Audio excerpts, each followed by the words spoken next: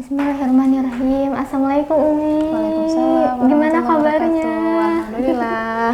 Udah lama banget dia enggak curhat gitu ke Umi. Udah berapa bulan? 3 bulan kayaknya Mi. 3 bulan. Iya. Dia tuh ingin curhat sih Mi. Lebih ke tentang mengorbankan perasaan gitu. Kalau yang dia alamin sih, mengorbankan perasaan itu sebenarnya yang lagi dia alamin sekarang itu lebih ke tentang di keluarga Mi. Di keluarga dia merasa sebagai seorang anak perempuan yang seharusnya mungkin kayak dimanja sama orang tua, terus kayak apalagi dia seorang anak kedua, punya kakak laki-laki dan adik laki-laki yang seharusnya dia ini dilindungi gitu oleh mereka berdua. Cuman di satu sisi lain dia ini harus berusaha untuk mandiri,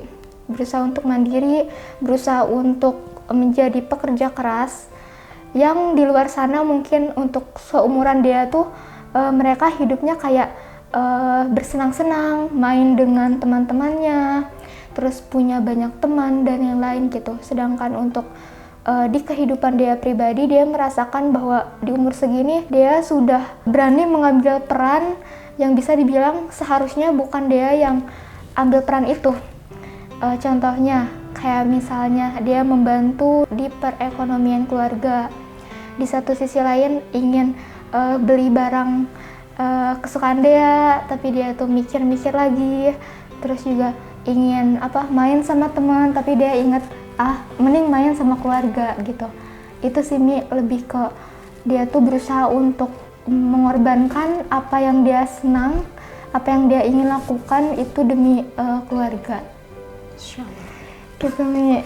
Barakallah fiik, dia itu keren banget. Jadi yang kamu rasain sendiri, kamu sedang berkorban kah atau sedang jadi korban? Atau gimana proses terberatnya, bahkan kadang mungkin kamu pernah merasa yang ada hal-hal yang paling menyakitkan ketika kamu merelakan sesuatu yang harusnya kan aku begini dan begitu gitu. Kalau untuk sekarang sih Mi, dia menjadi korban dan berkorban. Gimana itu rasanya? Kenapa mungkin bertanya gitu ya Mi, kenapa dia menjadi korban? Mungkin dia salah satu orang yang kurang kasih sayang ayah. Bismillah, semoga Allah nyayangin kamu. Oke. Terus habis itu kenapa dia kurang sosok ayah? Karena emang sebenarnya udah dibilang berpisah dan dia menjadi peran untuk menjadi tulang punggung. Ya, kamu mendambakan ayah, tapi kamu harus menjadi ayah. Luar biasa, Masya Allah. Itu yang menjadi yang paling berat ya. Yang paling berat. Yang membuat kamu memang harus benar-benar memposisikan diri kamu, merelakan dan menerima diri kamu sekarang sebagai apa? Sebagai anak yang harusnya disayang, dimanja gitu ya, ternyata harus tough, harus bangkit sendiri, harus kuat, bahkan harus memenuhi kebutuhan diri sendiri, bahkan keluarga juga ya. Luar biasa pengorbanan Dea. Semoga Allah terima pengorbanan Dea, semoga Allah support terus Dea. Semoga, karena memang di kehidupan ini ya seperti itu ya, ada banyak hal yang kita sukai, yang kita cintai, yang kita harapkan, yang menjadi hak kita, kelayakan hidup kita, kebaikan kehidupan kita, tapi ternyata kita diberikan peran yang berbeda, kita diberikan peran yang harus lebih kuat. Dia langsung belajar tentang pengorbanan ya, sacrifice, mengorbankan usia muda Dea, suka jajan kesana kemari, biasanya anak muda kan jajan kesana kemari, main kesana kemari gitu ya. Tapi setelah dia ngerasain kayak gitu ya, maksudnya sudah hal terberat sudah dia rasain gitu. Dan ternyata dia harus membiasakan kehidupan berkorban. Sekarang sudah terbiasa berkorban atau masih berat atau alhamdulillah semakin enteng? Untuk sekarang sih dengan adanya kejadian itu ya Mia, dia semakin paham bahwa ternyata sebagai perempuan itu mungkin di mata orang lain tuh perempuan tuh sosok yang lemah, sosok yang nggak bisa mandiri, sosok yang bukan pekerja keras gitu. Tapi setelah dia alamin sendiri, semakin kesini dia paham bahwa ternyata bisa kok dia sebagai perempuan gitu, bisa untuk mandiri, bisa untuk bekerja keras, bisa untuk melakukan segala hal yang seharusnya mungkin laki-laki yang lakuin itu Mi. Lebih kayak gitu sih Mi, kayak ternyata perempuan itu Allah ciptakan tuh bener-bener istimewa banget gitu. Selain dia menjadi misalnya udah berkeluarga menjadi seorang ibu, dia bisa double jadi ayah, bisa double jadi temennya anak-anak, bisa double jadi tulang punggung, bisa double jadi psikolog di rumah, karena kan anak-anak kan pasti banyak proses sulit, proses berat, dan itu ibu harus bisa nemenin anggota keluarga ya memproses hal-hal berat. Luar biasa, Masya Allah Dea. Aduh, keren banget Dea. Jadi memang teman-teman yang dirahmati Allah, ini tentang berkorban ya, sacrifice ini. Memberikan yang paling kita sukai, merelakan, melepas bahkan sesuatu itu kita miliki pun kita rela nggak rela, mau nggak mau, terima nggak terima, Allah itu ngasih skenario kita untuk pelajaran berkorban gitu, untuk melepas sesuatu yang paling kita sukai, yang paling kita cintai. Karena ini mungkin subhanallah ya, alhamdulillah ya, bersyukur kepada Allah, semua manusia ini mengalami proses yang namanya detachment. Detachment ini melepas semua yang kita cintai pada satu saat, pada satu titik, pada satu masa kita belajar untuk melepas, meskipun itu entah itu manusia, entah itu barang, entah itu apapun gitu, ada saatnya kita melepas. Detachment, makanya mungkin latihannya adalah la ilaha illallah lagi gitu. La ilaha, ini detachment, lepas dulu. Tidak ada sembahan, tidak ada candu hati, tidak ada ketergantungan, tidak ada harapan.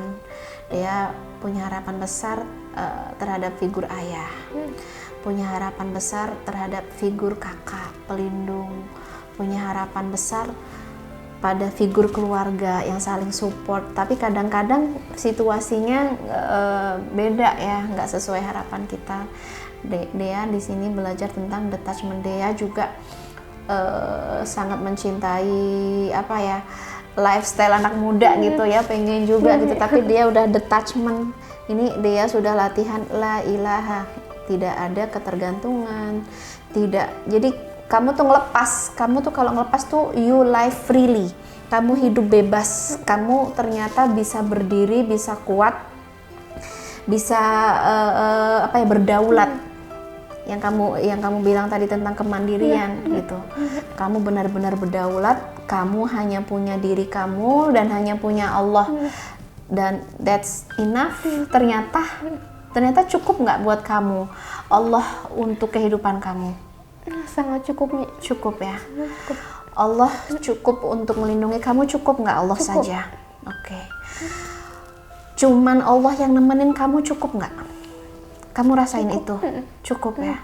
Yang ngasih rezeki kamu, meskipun pintu dari yang seharusnya ketutup, tapi Allah cukup punya pintu yang banyak lagi. Alhamdulillah. Ini namanya la ilaha. Kamu sudah membuktikan bahwa benar-benar tidak ada sembahan, tidak ada sumber rezeki, tidak ada ketergantungan illallah kecuali kepada Allah. Ini yang disebut dengan attachment. Kamu akan kesulitan detach. Detach itu ngelepas. Kamu nggak akan pernah bisa melepas sesuatu yang kamu cintai kecuali obatnya adalah attach. Detach itu lepas. dan kamu harus peluk lagi. Detach itu memeluk. Aku harus melepas siapa dan memeluk siapa. Aku harus merelakan siapa dan harus berpegang kepada siapa. Ini yang kita harus ngerti.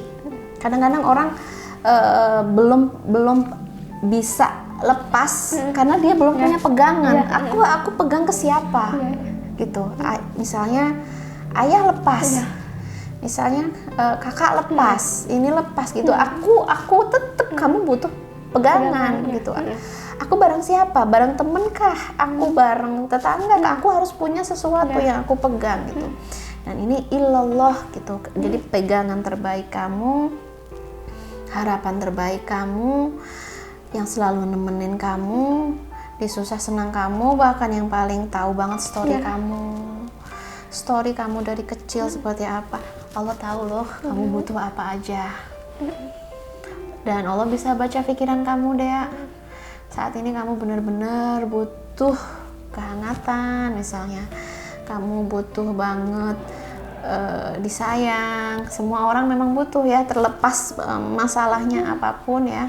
Butuh disayang, butuh disupport gitu. Allah paling tahu jalan pikiran kamu, dan Allah, karena Allah yang ngasih skenario kayak gini ke kamu, maka Allah yang akan bimbing kamu gitu. Dan tentang pengorbanan ini luar biasa ya, seperti semua para nabi mengalami fase berkorban, terutama yang sangat simbolik adalah Nabi Ibrahim alaihissalam.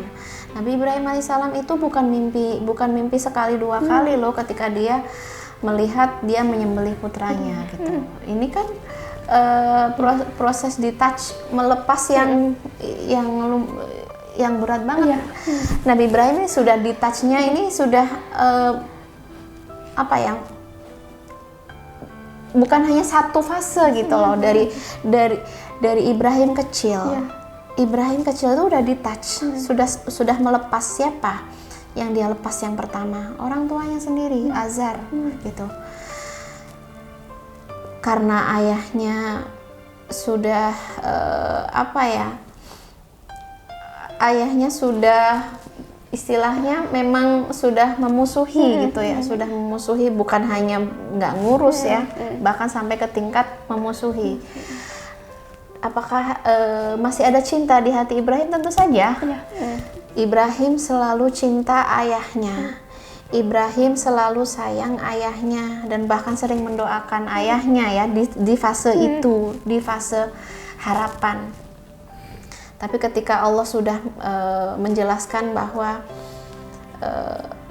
ini waktunya detach, kamu waktunya melepas. Karena kalau kamu tidak melepas ayah kamu, artinya melepas harapan, melepas ekspektasi. Kamu punya ekspektasi kan tentang ayah, tentang keluarga. Kamu punya ekspektasi. Kalau kamu tidak bisa melepas ekspektasi kamu ketinggian, itu akan drain your energy. Energi kamu down lagi. Harusnya kan ayah gini, harusnya kan gini, harusnya begini.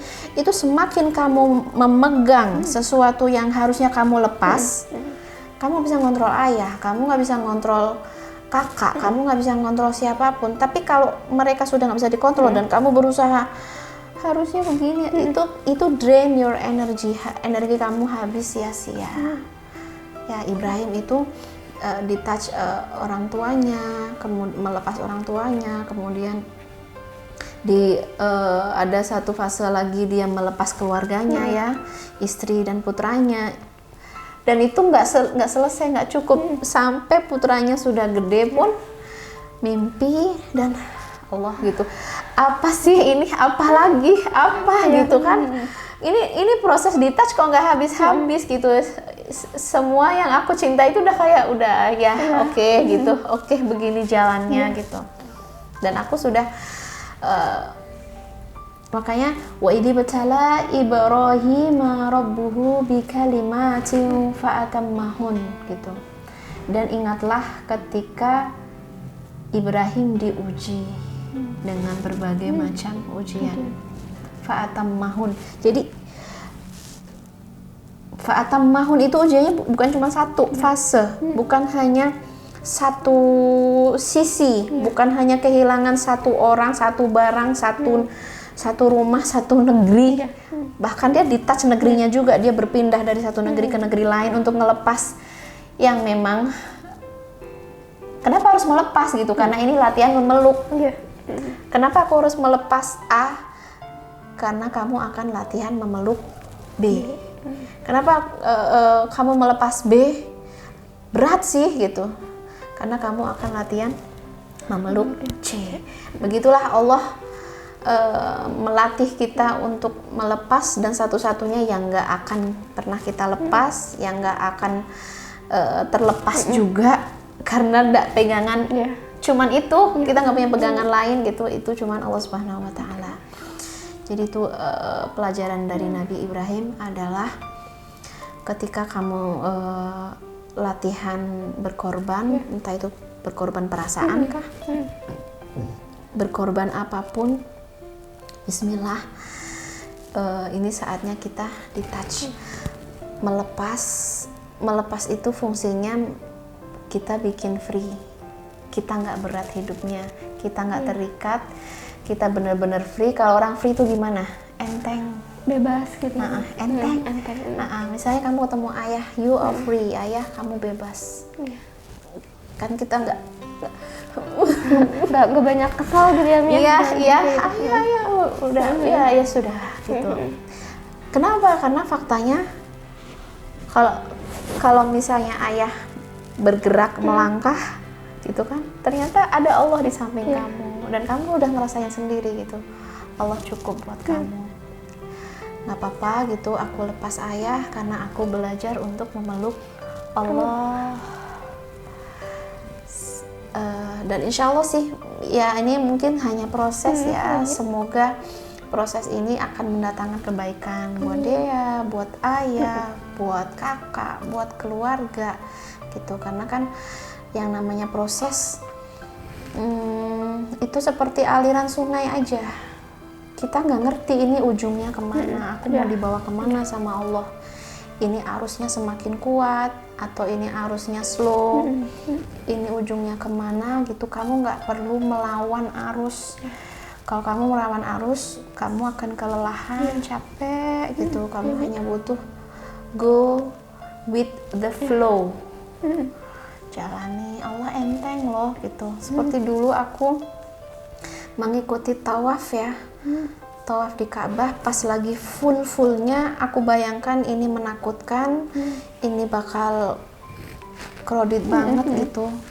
Dan aku siapkan 2 tas ya, tas depan sama belakang, dan aku masuk ke arena tawaf langsung yang di lantai pertama itu, dan subhanallah ya, itu flow-nya itu bikin aku enteng gitu. Jadi Allah alam gitu, aku saking padatnya karena aku waktu itu tawafnya pas haji, pas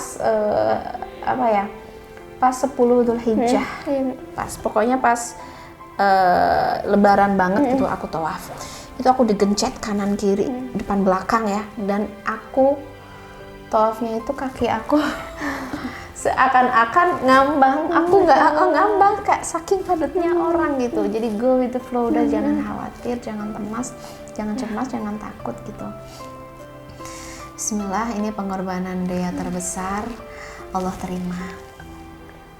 Allah terima perasaan Dea, hati Dea, story Dea, pikiran Dea, keringet Dea, pagi siang malam Dea mungkin bahkan nggak ada waktu untuk self love kan. Ya kan, nggak ada waktu untuk self love. Allah terima seperti Allah menerima kurbannya Nabi Ibrahim. Allah terima. Nabi Ibrahim sudah pasrah, Nabi Ibrahim sudah ikhlas, Nabi Ibrahim sudah terima. Allah, aku terima apa perintahmu, aku terima semuanya, skenarionya aku terima. Maka ketika kamu menerima semua yang dari Allah, Allah juga terima semua yang dari kamu, air mata kamu. Allah terima menjadi apa ya? Ya itulah pengorbanan terbesar yang kita haturkan. Semoga Allah berkenan ya. Amin. Kalau Allah berkenan, Allah senang dengan yang dia kerjakan sekarang, kamu sudah mengikuti jalurnya Nabi Ibrahim, sudah gitu, jalur pengorbanan, jalur kepasrahan, jalur penerimaan. Ibrahim itu pernah juga kan ngalamin dia harus masuk ke dalam api gitu. Dia ikutin semua jalurnya, Bismillah gitu. Tapi semua itu tidak menyakiti Ibrahim. Ya. Ketika dia menyembelih putranya tidak tersakiti karena ngikutin jalur yang Allah kasih. Allah nggak ngasih jalur yang menyakitkan, Allah nggak ngasih jalur yang membebani, jalur yang membawa madorot. Pokoknya Bismillah, pokoknya ini kalau ini adalah jalurnya Allah, kita terima. Ya, kita bersyukur sekali ya punya kisah Ibrahim ya. Bersyukur sekali Ibrahim sudah memberikan heroisnya dia gitu. Dia sudah who the next? Siapa? Ya kita gitu. Kita yang membaca kisahnya, kita yang mengikuti alurnya, who the next? Ya kita, hero-nya saat ini adalah kita. Barakallah. Insya Allah, Umi makasih banyak ya Mi. Dia juga semakin tahu gitu insya Allah arti dari sebuah merelakan, terus mengikhlaskan, dan gimana di sampai titik ini gitu dia juga harus terus bersyukur untuk apapun yang nanti bakal dia hadapi ke depannya. Tapi yang penting tadi ya, setelah proses detach doang tuh nggak cukup. Kamu harus attach, pegang kuat-kuat Allah, pegang erat-erat Allah. Nanti semua yang hilang dari kamu, semua yang lepas dari kamu bisa Allah kembalikan utuh, bahkan bisa lebih, bahkan yang kamu belum pinta, yang kamu belum harapkan, yang kamu belum bayangkan, itu sudah Allah persiapkan untuk yang langsung attach sama Allah. Masya Allah. Makasih banyak Umi. Insya Allah deh ya. Barakallah fiik, senang banget. Akhirnya gitu aku bisa curhat gitu sama Umi, salah satu hal yang paling deep gitu di dalam diri dia saat ini gitu. Tapi ya mungkin prosesnya berat ya, mungkin saat ini kamu sadar gitu. Oke, aku bukan korban, karena arti korban sendiri tuh apa sih? Coba korban tuh? Kalau menurut dia sih korban tuh karena dia berharap sama orang, dan harapan yang dia pupuk ini tuh malah menghancurkan dia sendiri. Gitu sih Mi. Harapan kamu ke orang ngancurin kamu sendiri. Jadi dia berharap, tapi ujung-ujungnya dia juga yang menjadi korban gitu dari pengharapan. Nah, arti dari korban sendiri deh ya, kita harus ngerti. Kita kan dari tadi ngomongin korban. Jadi korban atau berkorban. Kalau dalam bahasa Arab dari koroba. Korban itu dari koroba. Koroba itu artinya dekat. Pokoknya kalau kamu sudah latihan korban, atau jadi korban atau apapun ya, berarti kamu sedang dekat dengan Allah. Karena kurban itu dari koroba, yakrobu kurban gitu.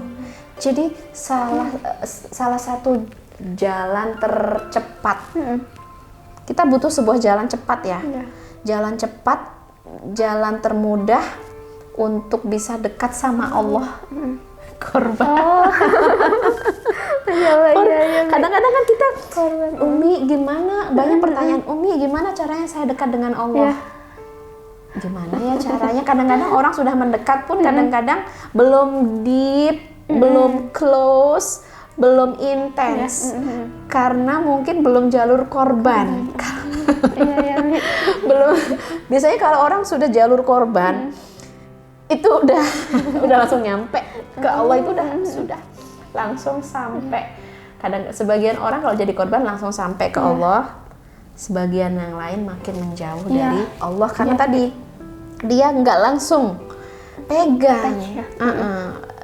Allah tuh sudah, kalau kita imajinasikan ya, Allah tuh sudah mengulurkan tangannya, mengulurkan pertolongannya, sudah apa ya, ya sudah menawarkan apa ya ganti-gantinya, tapi kita nggak ambil. Jadi kita gagal untuk mendekat, gagal untuk close, dan hasilnya makin menjauh. Naudzubillah. Semoga kita ya kita sebenarnya nggak mau ya jadi korban, tapi kalau keinginan dan rasa berkorban itu harus kita lakukan supaya kita dekat sama Semakin Allah. dekat gitu. Nggak apa-apa. Makanya nggak apa-apa deh aku jadi korban. Jadi korban ini bukan kita dirugikan, bukan kita disakiti, tapi jadi korban di sini. Oh, mungkin ini jalan aku dekat sama Allah, meskipun lewat korban. jadi korban. Jadi korban. Oke, nggak apa-apa. Bismillah. Barakallah. Barakallah Umi. Next kita bakal sharing-sharing lagi ya, Mi, ya, insyaallah. Semangat deh ya. Kasih, Mi. Oke, thank you teman-teman yang udah nonton. Semoga yang sedang jadi korban atau sedang berkorban, ya kan, lebih punya makna bahwa pengorbanan kamu yang kamu korbankan ini adalah tiket kamu dekat, karena korban adalah dekat gitu. Dan pastikan kamu lebih dekat kepada Allah, bukan lebih dekat kepada keputusasaan, lebih dekat kepada kesedihan. Bahkan jangan sampai ya jadi korban dekatnya ke depresi, dekatnya ke kecemasan, dekatnya ke duka. Jangan, bukan itu arahnya, bukan ke sana say. Arahnya korban mendekat kepada Allah. Barakallahu fiik. Barakallahu fiik.